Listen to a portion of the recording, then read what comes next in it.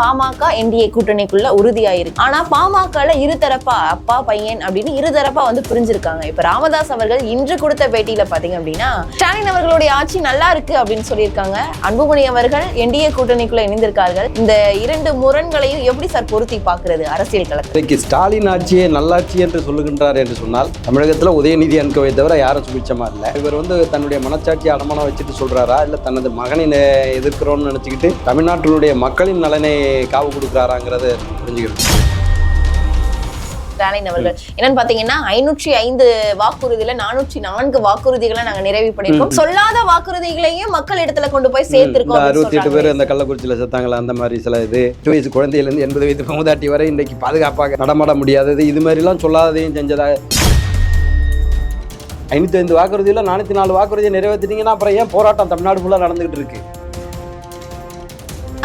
நேரு அவர்கள் மீது வழக்க அதிமுக சார்பில் இப்ப எடுக்கிறதா இருக்கு. ஃபைல் பண்ணிட்டாங்க, உயர்நீதிமன்றத்தில் ஃபைல் பண்ணிட்டாங்க. அதை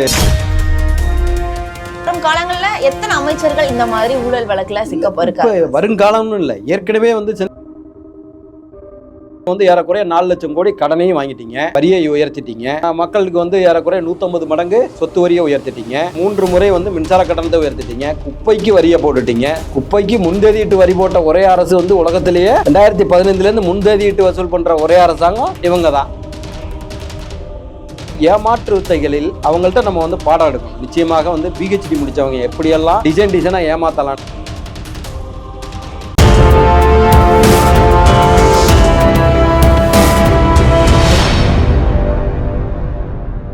யூத்தமிழ் நேயர்களுக்கு வணக்கம். நான் உங்கள் பிருந்தா சங்கர். இன்று நம்மோடு சிறப்பு விருந்தினராக இணைந்திருப்பது அதிமுகவை சேர்ந்த செய்தி தொடர்பாளர் மற்றும் வழக்கறிஞர் காசிநாத பாரதி அவர்கள். வணக்கம். வணக்கம். எப்படி இருக்கீங்க? நல்லா இருக்கமா. நல்லா சார், இப்ப பாத்தீங்க அப்படின்னா என்டிஏ கூட்டணி ரொம்பவே வலுவா இருக்கு அப்படின்னு சொல்லிட்டு எடப்பாடி பழனிசாமி அவர்கள் ஒவ்வொரு மேடைகள்லையும் ஒவ்வொரு செய்தி சந்திப்புலையும் சொல்லிட்டு இருக்காங்க. இப்போ அது தொடர்பாக பாத்தீங்கன்னா பாமக என்டிஏ கூட்டணிக்குள்ள உறுதியாயிருக்கு. ஆனா பாமகல இருதரப்பா அப்பா பையன் அப்படின்னு இருதரப்பா பிரிஞ்சிருக்காங்க. இப்ப ராமதாஸ் அவர்கள் இன்று கொடுத்த பேட்டியில பாத்தீங்க அப்படின்னா ஸ்டாலின் அவர்களுடைய ஆட்சி நல்லா இருக்கு அப்படின்னு சொல்லியிருக்காங்க. அன்புமணி அவர்கள் என்டிஏ கூட்டணிக்குள்ள இணைந்திருக்கார்கள். இந்த இரண்டு முரண்களையும் எப்படி சார் பொருத்தி பார்க்கிறது அரசியல்? இல்லை, அதாவது சுறாமீனையும் திமிங்கலத்தையும் ஒன்றா ஒப்பிட வேண்டிய அவசியம் இல்லை. இன்றைக்கி திமிங்கல லெவலில் அன்புமணி ராமதாஸ் இருக்கார். கட்சியை ஸ்தாபித்தவர் அவர் தான். உண்மையிலே மிகவும் பிற்படுத்தப்பட்ட சமுதாயத்துக்கு அந்த 31% இடஒதுக்கீடை வாங்கி கொடுத்தது அவர் தான். அதில் எல்லாம் மறுக்க முடியாத உண்மை. ஆனால் இன்றைக்கு ஸ்டாலின் ஆட்சியை நல்லாட்சி என்று சொல்லுகின்றார் என்று சொன்னால் தமிழகத்தில் உதயநிதி அன்கோவை தவிர யாரும் சுபிட்சமாக இல்லை. அப்போ இவர் தன்னுடைய மனச்சாட்சி அடமானம் வச்சுட்டு சொல்கிறாரா இல்லை தனது மகனை எதிர்க்கிறோன்னு நினச்சிக்கிட்டு தமிழ்நாட்டினுடைய மக்களின் நலனை காவு கொடுக்குறாராங்கிறத நம்ம புரிஞ்சிக்க வேண்டியிருக்கு. எல்லாருக்குமே தெரியும், தமிழகத்தில் அரசியலை கூர்ந்து கவனிக்கிறவங்க இன்றைக்கி பாட்டாளி மக்கள் கட்சியினுடைய 98% இது இன்றைக்கி அன்புமணி அவர்கள் பின்னால் தான் இருக்குது. உண்மையாகவே திராவிட முன்னேற்ற கழக ஆட்சி நல்லாட்சியாக இல்லைங்கிறத அவர் மறுக்கிறார். தமிழக மக்களின் நலனுக்காக குரல் கொடுக்கிறார். எப்படி ராமதாஸ் அவர்கள், ஏன்னா ஏற்கனவே அவர் அன்புமணி அவர்களுடைய ஆதரவாளர்கள் சொல்லுகின்ற குற்றச்சாட்டை ராமதாஸ் அவர்களை திராவிட முன்னேற்ற கழகத்தினுடைய சில கைக்கூலிகள் இயக்கி கொண்டிருக்கின்றன. குறிப்பாக ஜி.கே. மணி அவர்களை பற்றி சொல்லி கொண்டிருக்கிறார்கள். அப்போ அது உண்மைதாங்கிறது அவருடைய பேட்டியின் மூலமே தெரிய வருது. ஏன்னா தமிழ்நாட்டின் மக்களின் நலன், தன் மகனை விடுங்க, மக்களின் நலன் சார்ந்தாவது அவர் கொஞ்சம் யோசிச்சு பேட்டியை கொடுக்கணுங்கிறது தான்.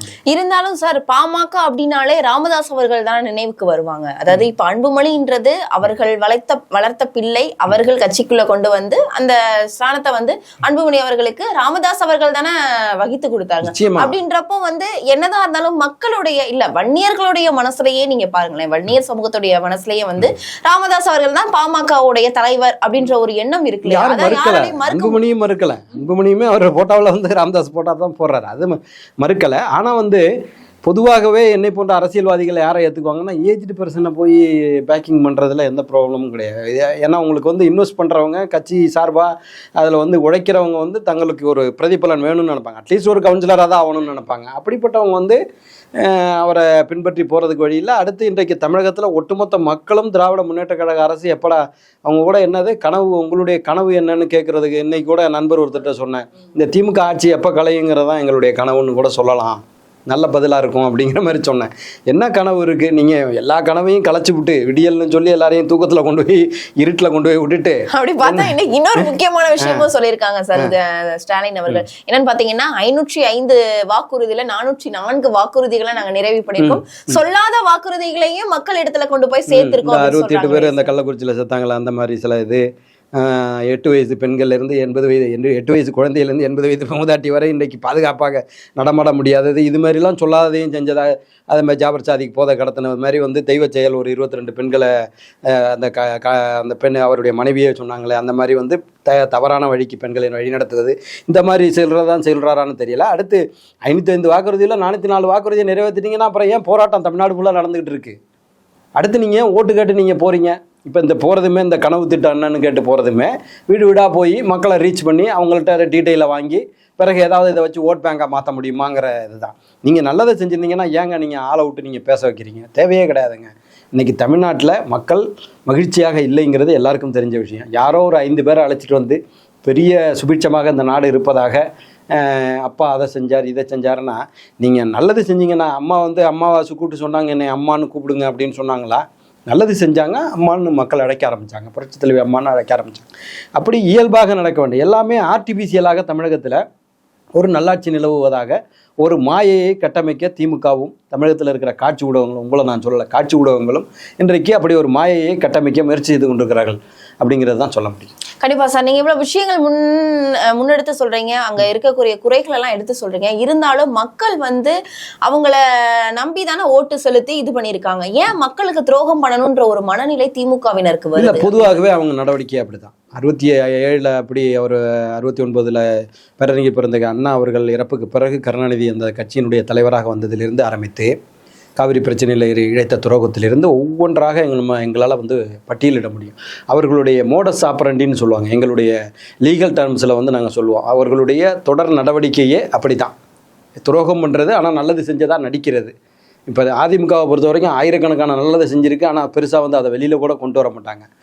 அந்த மாதிரி தான் இருப்பாங்க, இயல்பாக இருப்பாங்க. என்னைக்காவது காட்சி ஊடகங்களை மிரட்டி இப்படி தலைப்பு போடு அப்படி தலைப்பு போடு. கருணாநிதி காலத்திலும் இது நடந்திருக்கிறது. அத்தனை ஊடகங்களுக்கும் மறுநாள் என்ன தலைப்பு போட வேண்டும்ங்கிறத இவங்க கூட்டு சொல்லுவாங்கன்னாலும் நான் கேள்விப்பட்டிருக்கேன், நான் படிச்சிருக்கேன்.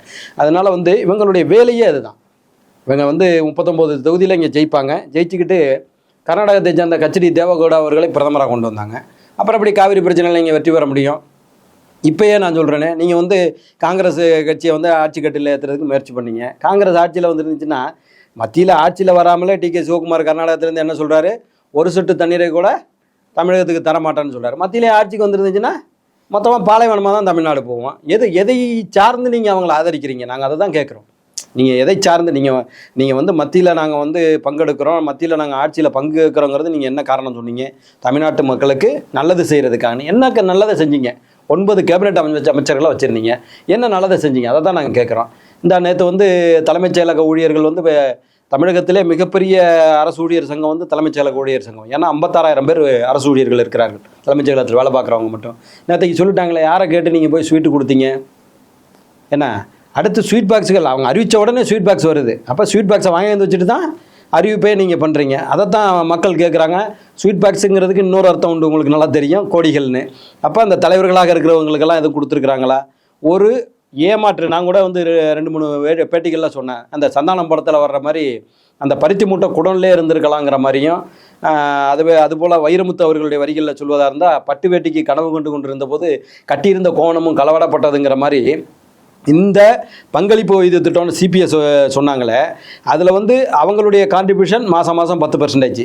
அதே போல் அவங்க ரிட்டையர்ட் ஆக ஒரு 25 லட்ச ரூபா அவங்க ரிட்டையர்ட் ஆகிற போது இருக்குன்னா கவர்மெண்ட் கான்ட்ரிபியூஷன் ஈக்குவல் கான்ட்ரிபியூஷன் 50 லட்ச ரூபா கொடுத்து உங்களை வீட்டுக்கு போக சொல்லுவாங்க. நீங்கள் போய் ஒரு பொண்ணு புள்ள கல்யாணத்தை பண்ணலாம், நீங்கள் வந்து ஒரு வீட்டை கட்டலாம், ஏதோ ஒன்று பண்ணலாம். இப்போ இவங்க கொண்டு வந்திருக்கிற assured pension scheme, Tamil Nadu assured pension scheme டேப்ஸ்ன்னு கொண்டு வந்திருக்காங்க பாருங்கள். மொத்தமாக ஓட்டை விழுந்த டேப்ஸ் தான், அது ஒன்றுமே கிடையாது. எல்லாத்தையும் அவங்க எடுத்துக்குவாங்களாம். மாதம் 40,000 ரூபா 50,000 ரூபா, கடைசி சம்பளம்னா 1 லட்ச ரூபா வாங்குவாங்கன்னு வச்சுக்கிட்டிங்கன்னா 50,000 ரூபா கொடுப்பாங்களாம். மொத்தத்தையும் இவங்க எடுத்துக்குவாங்களாம். இப்போதைக்கு அசான் டேட்டு ஏறக்குறைய வந்து 40,000 கோடி ரூபாய் வந்து அரசு ஊழியர்கள் கொடுத்த பணம் இவங்களுடைய இதில் இருக்குது. எல்ஐசியில் போட்டிருக்கான்னு சொல்கிறாங்க. அது எல்ஐசியில் போட்டிருக்காங்களாங்கிறது சப்ஜெக்ட் வெரிஃபிகேஷன். அப்போ மொத்தத்தையும் நீங்கள் ஆட்டையை போட்டுட்டு அதுக்கு அவங்க எல்லா அரசு ஊழியர்களும் சொல்ல ஆரம்பிச்சிட்டாங்க. டாக்டர் ஜியவே இப்போ பேச ஆரம்பிச்சிட்டாங்க. தமிழகத்தில் இருக்கிற பாக்கி அரசு ஊழியர்கள், பழைய பென்ஷன் மீட்பு குழு, அது மாதிரி இதெல்லாம் வந்து குமரேசன், ஜெயராஜ் இவங்கெல்லாம் வந்து ஏற்கனவே பேட்டி கொடுத்துட்டாங்க. இது வந்து மொத்தமாக ஏமாற்று வேலை, கண்மூடி வித்தை, கண்மூடி தமிழக மக்களை ஏமாற்றுவதற்காக கண்மூடி வித்தையை திமுக அரசு செய்து கொண்டிருக்கிறதுன்னு. அப்போ அதில் வந்து என்ன சொல்கிறாங்கன்னா 18,000 கோடி இழப்பீடுங்கிறாங்க. நாங்கள் கொடுத்த 40,000 கோடி உங்கள் கையில் இருக்குது, எங்கேருந்து உனக்கு 18,000 கோடி இழப்பீடு வருது? அடுத்ததாக நீங்கள் கொடுக்குறது ஓய்வூதிய திட்டமாக இருந்தால், இப்போ இன்பிட்வீன் கேப்பில் ரிட்டையர்ட் ஆனாங்கல்ல, நீங்கள் 3/1 அறிவிச்சிங்க. அதுக்கு முன்னே இப்போ ஒரு 15 ஆண்டுகளா 20 ஆண்டுகளா 1/4/2003 ரிட்டையர்ட் ஆகிருக்காங்களே, அவங்களுக்கு வந்து கருணை ஓய்வூதியம் கொடுப்பாங்களாம். கருணை ஓய்வூதியங்கிறது குறைந்தபட்சம் எவ்வளவு? 7,500 ரூபா. அப்போ ஏறக்குறைய ஒரு பிச்சை காசை நீங்கள் கொடுப்பதற்கு, மக்களை ஏமாற்றுவதற்காக, ஓய்வூதிய திட்டத்துக்கு அவங்க போராட்டம் அறிவிச்சிருந்தாங்க 6ஆம் தேதி. அதை ஏமாற்றுவதற்காக முதல் நாளே இவங்க கொண்டு வந்த ஒரு ஏமாற்று வித்தை தான் அந்த பழைய ஓய்வூதிய திட்டங்க. இந்த ஓய்வூதிய திட்டங்கிறது அது எந்த விதத்திலும் மக்களுக்கு பலன் அளிக்காது. இதே வந்து பழைய ஓய்வூதிய திட்டத்தை பொறுத்தவரை ஏறக்குறைய வந்து உங்களுக்கு மாதத்துக்கு 12% வந்து ப்ராவிடன்ட் ஃபண்டுங்கிற இதை வந்து வசூல் பண்ணுவாங்க. நீங்கள் அதில் வந்து ஆண்டுதோறும் பார்ட் ஃபைனல்னு சொல்லி நீங்கள் எவ்வளோ கட்டியிருக்கீங்களோ அதில் 75% நீங்கள் பார்ட் ஃபைனல் அமௌண்ட்டாக எடுத்துக்கலாம். ரிட்டையர்ட் ஆகிற போது மொத்த லம்சமே உங்களுக்கு கொடுத்துருவாங்க. மாதம் உங்களுக்கு வந்து பென்ஷன் வந்துக்கிட்டே இருக்கும். அதில் வந்து 80 வயசானா 50%, 90 வயசானா 75%, 100 வயசானா 100%. இப்போ எங்கள் தாத்தா வந்து இஎஸ்எல்ஜி வாத்தியாராக இருந்தார். 1965 ரிட்டையர்ட் ஆனார். 63 ரூபா சம்பளம் வாங்கினார். 2012 இறந்தார். 38,000 ரூபா பென்ஷன் வாங்கினார். 1000 மடங்கு. எத்தனை மடங்கு? 1000 கூட இல்லை, இன்னும் கூட. இது வந்து பழைய ஓய்வூதிய திட்டத்தினுடைய இம்பாக்டை சொல்கிறதுக்காக தான் இதை நான் சொல்கிறேன். அவர் இஎஸ்எல்ஜி வாத்தியாராக இருந்தவர். அப்போ 1000 மடங்கு 10,000 மடங்கு இருக்கிற அந்த பென்ஷன் திட்டங்கள், மாதிரியான பென்ஷன் திட்டங்கள்ல இருந்து அரசு ஊழியர்களுக்கும் சரி மக்களுக்கும் சரி இந்த மாதிரியான துரோகம் விளைவிக்கக்கூடிய அரசாகவே திமுக முழுமையா மாறி இருக்கு. இல்லை, மொத்தமாகவே அவங்க ஏமாற்று வேலை தான். இப்போ இதே பழைய ஓய்வூதிய திட்டம் இவங்க சொல்கிறாங்களா மத்திய அரசு கொண்டு வந்துட்டு நாங்கள் செயல்படுத்தணும், அப்படி கிடையாது. ராஜஸ்தான், ஹிமாச்சல பிரதேசம், டெல்லி, கிட்டத்தட்ட 8 மாநிலங்களில் இப்பயும் பழைய ஓய்வூதிய திட்டம் இருக்கிறது. நீங்கள் செயல்படுத்தி தான் ஆகணுங்கிறது கிடையாது. அடுத்து 40,000 கோடி அவங்கள்ட்ட அருந்து இது பண்ணுற வசூல் பண்ணுற தொகை இருக்குன்னா ஒரே ஆண்டிலே எல்லாரும் ரிட்டையர்ட் ஆகிட போகிற கிடையாது. ஒவ்வொரு ஆண்டுக்கு 1000 பேர், 2000 பேர், 3000 பேர் தான் பண்ண போகிறாங்க. கவர்மெண்ட் நினச்சா நிச்சயமாக அவர்களுக்கு செயல்படுத்த முடியும். எல்லாரையும் ஏமாத்துற மாதிரி இவங்களையும் ஏமாற்றிட்டு போவான். இந்த கடைசி நேரத்தில் ஒரு 1000 ரூபாய் கொடுத்தோம்னா அவங்க ஏமாந்து ஓட்டு போட்டுருவாங்க நம்புகிறாங்க. பட் ஆனால் தமிழ்நாட்டு மக்கள் தெளிவாக இருக்காங்கிற கருத்து. கோடியா ஊழல்ல தான் அவர்கள் திளைச்சிருக்காங்கன்னு சொல்லிட்டு இப்ப கூட எடப்பாடி பழனிசாமி அவர்கள் ஆர்.என். ரவி அவர்களிடம் வந்து பழைய ஆவணங்கள் எல்லாம் வந்து சமர்ப்பணம் செஞ்சிருக்காங்க. அது தொடர்பாகவும் இப்ப உள்துறை அமைச்சர் அமித்ஷா அவர்களை சந்திச்சு பேசும்போதும் அது தொடர்பான ஆவணங்களை சமர்ப்பிச்சதாகவும் தெரிவிது. இப்ப பாத்தீங்க அப்படின்னா நேரு அவர்கள் மீது வழக்க வந்து அதிமுக சார்பில் இப்ப எடுக்கிறதா இருக்கு. ஃபைல் பண்ணிட்டாங்க, உயர்நீதிமன்றத்தில் ஃபைல் பண்ணிட்டாங்க. அதை வந்து எஃப்ஐஆர் போடணும்னு சொல்லி. இப்ப வரும் காலங்கள்ல எத்தனை அமைச்சர்கள் இந்த மாதிரி ஊழல் வழக்குல சிக்கப்பட்டிருக்காங்க? வருங்காலம்னு இல்லை, ஏற்கனவே வந்து செந்தில் பாலாஜி மேல உங்களுக்கு அந்த போக்குவரத்துறை ஊழல், அதற்கு அடுத்ததாக டாஸ்மாக் ஊழல் அவர் மேலே இருந்துகிட்டு இருக்கு. அதுக்கு அடுத்தது வந்து அனிதா ராதாகிருஷ்ணனுடைய சொத்துக்கள் வந்து ஏறக்குறைய 80 கோடி ரூபாய் ஏற்கனவே முடக்கப்பட்டிருக்கு. ஐப்பெரியசாமி மேலே இருந்த அந்த ரெவ்யூ பெட்டிஷன் போனது கூட இப்போ டிஸ்மிஸ் ஆகிடுச்சு. தங்கம் தென்னரசு மீது அவர் அக்யூட்டலான கேஸ் வந்து மறு விசாரணைக்கு மாண்புமிகு நீதியரசர் ஆனந்த வெங்கடேஷ் ஏற்கனவே அறிவிச்சிருக்காங்க. கே.கே. ராமச்சந்திரன் மேலே அதுமாதிரி அக்யூட்டலான வழக்கு ஏற்கனவே அறிவிச்சிருக்காங்க. ஏறக்குறைய 5 லட்சம் லோடுகள் செம்மண் கடத்தினதாக சொல்லி பொன்முடி மீது உள்ள வழக்கு திரும்ப இது பண்ணிட்டாங்க. ஏறக்குறைய வந்து இப்போ இவர் மேலே துரைமுருகன் மேலே அதே மாதிரி லட்சக்கணக்கான லோடுகள் ஏறக்குறைய 4,800 கோடி ரூபாய்க்கு மத்திய அமலாக்க பிரிவு வந்து நோட்டீஸ் கொடுத்துருக்கு. 4,800 கோடிங்கிறது இருக்கிறதுல ஒரு பானை சோற்றுக்கு ஒரு சோறு பதம் மாதிரி ஏறக்குறைய லட்சக்கணக்கான கோடி ரூபாய்க்கு அதில் நடந்துருச்சு.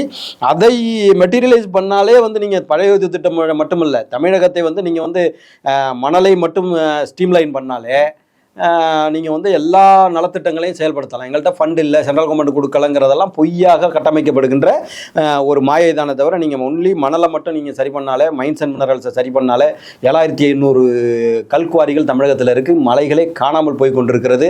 இயற்கை வளங்களை கொள்ளையடித்து கொண்டிருக்கிறார்கள். அதை பற்றி பெட்டிஷன் கொடுத்தா ஜாகபர் அலி, எங்கள் அதிமுகவினுடைய தொண்டர், அவர் வந்து கவுன்சிலராக இருந்தவர், வெட்டி கொல்லப்பட்டார்.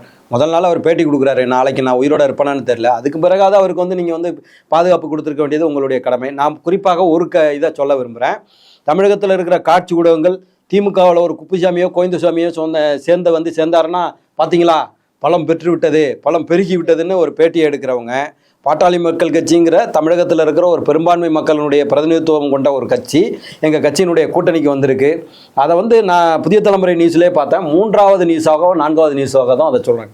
தமிழகத்தினுடைய பிரதான எதிர்க்கட்சி அதில் ஒரு நீங்கள் இதுவரைக்கும் வைத்து வந்த வாதம் என்ன, கூட்டணிக்கு யாரும் இல்லை, பாஜகவை தவிர யாரும் இல்லை, தமிழ் மாநில காங்கிரஸ் அதை சொல்லவே மாட்டாங்க. தமிழ் மாநில காங்கிரஸ் எங்கள் கூட்டணிலாம் இருந்து கொண்டிருக்கிறது, அதை சொல்ல மாட்டாங்க. இப்படி சொல்லி கொண்டிருந்தவர்கள் இன்றைக்கு கூட்டணியில் ஒரு பிரதான கட்சி சேர்ந்திருக்கிறது, ஒரு மிகப்பெரிய ஓட் பேங்க் உள்ள கட்சி, வட தமிழகத்தை மொத்தமாக ஆளுகின்ற ஒரு சமுதாயத்தினுடைய கட்சி, ஆமாம் இருக்கின்ற ஒரு பிரதான கட்சி சேர்ந்திருக்குங்கிறத ஒரு ஜஸ்ட் லைக் தட்டாக கடந்து போகிறாங்க. நான் பார்க்குறேன் அதை. அப்போ நான் என்ன கருதுனேன்னா வந்து சில பத்திரிகைகளில் வார பத்திரிகைகளில் வர்ற மாதிரி வந்து மொத்த காட்சி ஊடகங்களையும் சபரிசன் டீமுடைய பெண் நிறுவனம் வந்து அதை நிர்வகிச்சுக்கிட்டு வருது, எல்லாத்தையும் வந்து மானிட்டர் பண்ணுறாங்க, எல்லாத்தையும் அவங்க தான் ஸ்ட்ரீம்லைன் பண்ணுறாங்கன்னு சொல்கிறது உண்மையாக இருக்குமோன்னு தோண வருகிறது.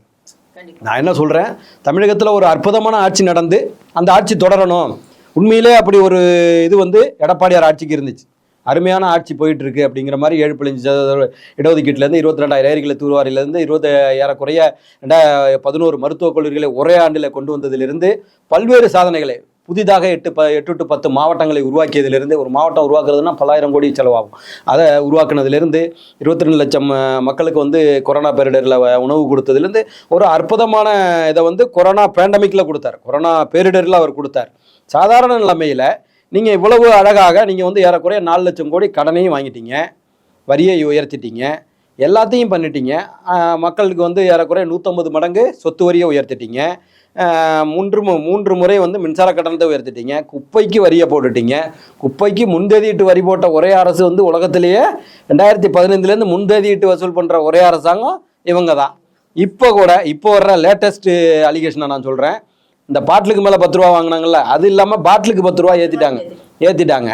அடுத்து வந்து தமிழகம் முழுவதும் மின்சாரத்துறையில் வெல்டிங் சார்ஜ்னு சொல்லி 900 ரூபா எல்லா கமர்ஷியல் பில்டிங், இந்த பில்டிங் கூட போய் பார்த்தீங்கன்னா வெல்டிங் சார்ஜ்னு, என்ன வெல்டு பண்ணுற அதுக்கு எதுக்கு 900 ரூபா வெல்டிங் சார்ஜ்னு தமிழகம் முழுவதும். இப்போ இந்த 3000 ரூபா கொடுக்குறாங்கல்ல, அது எங்கே உள்ள காசு, இந்த டாஸ்மாகில் போட்ட காசு, இந்த இபியில் வந்த இந்த இது மாதிரி ஏமாற்று வித்தைகளில் அவங்கள்ட்ட நம்ம வந்து பாடம் எடுக்கணும். நிச்சயமாக வந்து பிஹெச்டி முடித்தவங்க எப்படியெல்லாம் டிசைனாக ஏமாத்தலான்னு, இந்த ஏமாற்றுவது தெரியாத அளவுக்கு ஏமாற்றுகின்ற வித்தை வந்து அவங்கள்ட்ட மட்டுமே நமக்கு கண்டிப்பா இதுக்கு எல்லாத்துக்குமே கண்டிப்பா 2026 மக்கள் பாடம் கற்பிப்பாங்க அப்படின்ற நம்பவும். இப்ப அதே மாதிரி பாத்தீங்கன்னா இந்த மாத இறுதியில பாத்தீங்கன்னா மத்தியில இருக்கக்கூடிய மிகப்பெரிய தலைவர்கள், அதாவது பிரதமர் மோடி அவர்களா இருக்கட்டும், ராகுல் காந்தி, காங்கிரஸ் உடைய மூத்த தலைவர் ராகுல் காந்தி அவர்களும் தமிழ்நாட்டிற்கு வருகை தர்றாங்க. இது அரசியல் களம் கண்டிப்பா 2026 பயங்கரமா சூடு பிடிக்கும் சொல்றாங்க. நிச்சயமா எந்த மாதிரியான சூடு இல்ல, நிச்சயமாக தமிழகத்துல மிகப்பெரிய விளைவு ஏற்படும். அதுல குறிப்பா நான் சொல்றேன்னா முன்ன சொன்ன மாதிரிதான், சுறாமீனையும் திமிங்கலத்தையும் ஒப்பிடாதீங்க. மோடிங்கிறவர் வந்து ஒரு மிகப்பெரிய தலைவராக இன்னைக்கு உருவெடுத்திருக்கிறார் உலக அளவில், உலக அளவில். அவங்க கூட்டணியில் வர்றவங்கள முன்னெல்லாம் சொல்லுவாங்க கூட்டணி கட்சியை காலி பண்ணிவிடுவாங்கன்னு. இப்போ அப்படி இல்லையே. அவங்க அதிக இடங்களை பெற்ற போது கூட பீகாரில் நிதிஷ்குமார் அவர்களை ஆட்சி கட்டிலில் ஏற்றி அழகு பார்த்து கொண்டிருக்கிறார்கள், அதில் மாற்று கருத்தே இல்லை. அவங்க வர்ற இயக்கம் வெற்றி பெறுகின்ற இயக்கமாக இருக்கிறது. அதுமாரி வந்து இந்த ராகுல் காந்தி அவர்களை பொறுத்தவரை அவர் பெருசாக பேசினாலும், கான்ஸ்டியூஷன் அரசியலமைப்பு சட்டம்னு பேசினா கூட, அவர் வந்து இந்தியாவில் ஆட்சி கட்டிலில் ஏறுகின்ற அளவிற்கான வியூகங்களை வகுக்கிறாரான்னு எனக்கு சந்தேகமாக இருக்கிறது. அதுக்கு ஒரு உதாரணம் ஒன்று சொல்கிறேன். இவர்களை ஆட்சி கட்டிலில் ஏற்றுவேன் என்று சொல்லி தான் கம்யூனிஸ்ட் கட்சிகள் இந்தியா ஃபுல்லாக இவங்களுடைய இந்தியா கூட்டணியில் இருக்கிறாங்க. ஆனால் அந்த கம்யூனிஸ்ட் ஆளுகின்ற வயநாடு தொகுதியில் வந்து நீங்கள் நிற்கிறீங்க.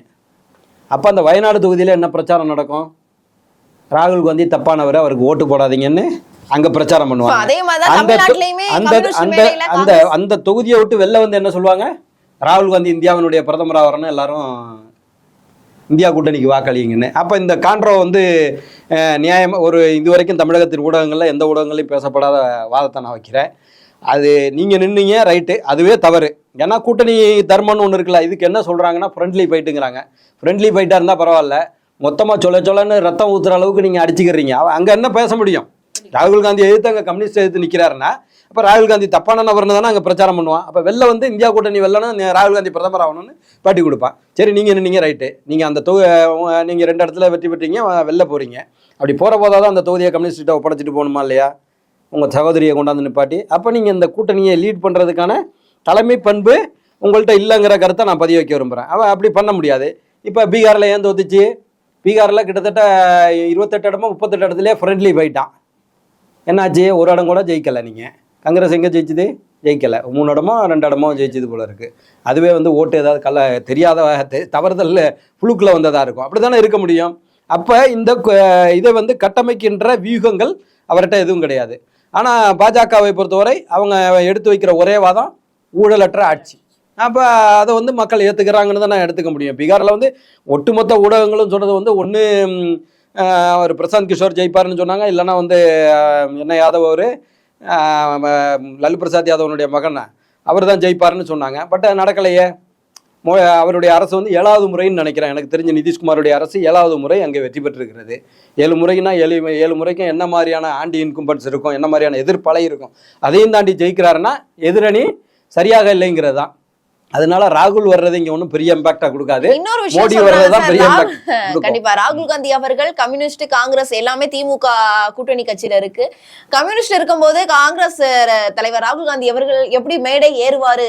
அப்படி மேடை ஏறினா இந்த எதிரொலி வந்து கேரளால எந்த மாதிரி எதிரொலிக்கும்? ஏன்னா கேரளால காங்கிரஸுக்கும் கம்யூனிஸ்டுக்கும் எவ்வளவு பெரிய பிரச்சனைகள், அதாவது குடும்பிப்பிடி சண்டையை விட மிகப்பெரிய பிரச்சனைகள் போயிட்டு இருக்குன்றது நமக்கு தெரியும். இது வந்து மற்ற மாநிலங்கள்லயும் எதிரொலிக்கும் சொல்றாங்களே, எதிரொலிக்க வாய்ப்பு நிச்சயமா எதிரொலிக்கும். நிச்சயமா அதுதான் நான் சொல்ற பாயிண்ட். அது அங்கேயே நீங்க வந்து உங்க கூட்டணி கட்சியை இதை வந்து யாரோ ஒரு second line leader, third line leader வந்து நின்னா கூட அது இட் இஸ் நாட் இம்பாக்ட்.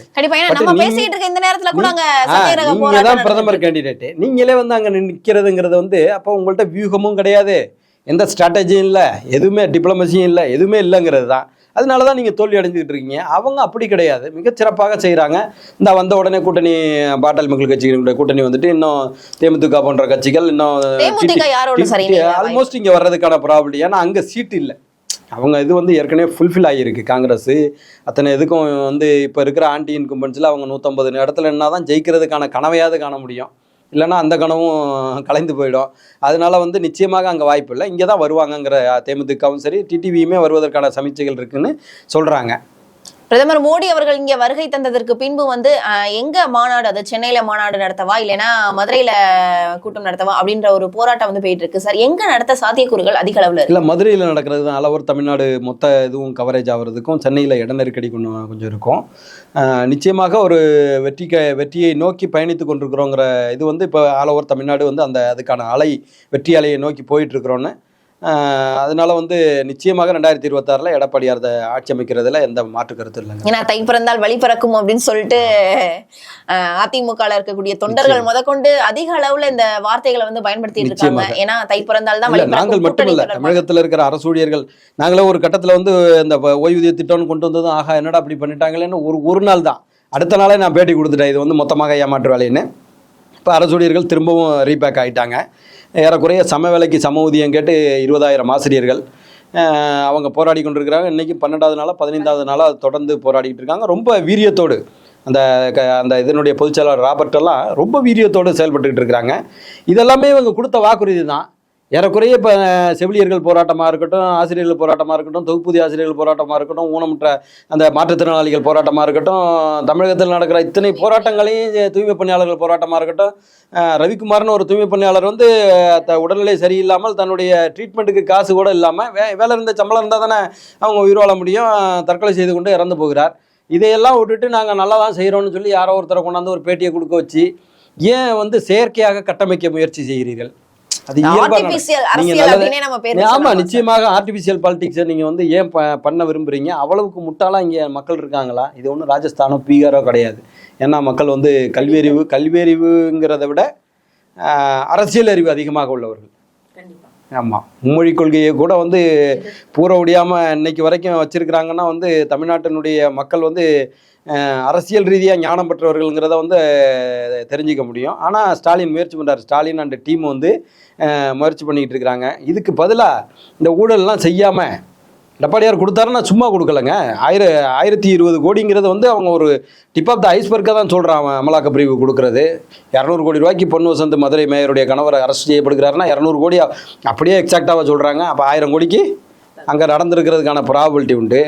மணல் கொள்ளை மொத்தமாகவே வந்து செயலிழந்து போன, சட்டம் ஒழுங்கு செயலிழந்து போன நிலைமை. நேற்றைக்கு கூட திண்டுக்கல்ல கணவன் மனைவி 2 பேரை வெட்டி கொல்லப்படுறாங்க. தினந்தோறும் கொலைகள் நடக்குது. 5000 கொலைகளுக்கு மேலே இது வரைக்கும் நடக்குது. சட்டம் ஒழுங்கு சீர்கேடும் இருக்கு.